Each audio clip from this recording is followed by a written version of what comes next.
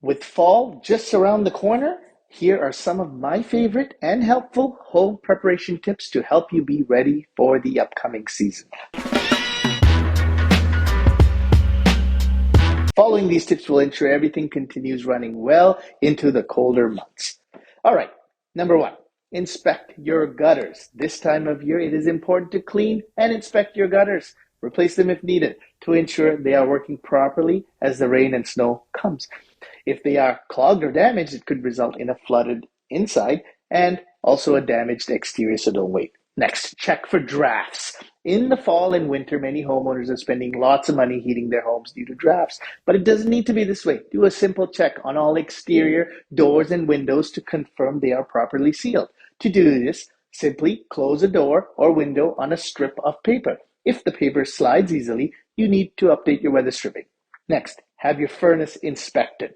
Change the filters. Okay.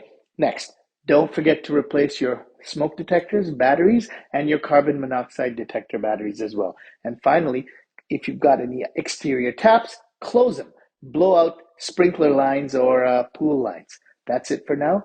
Who you work with matters.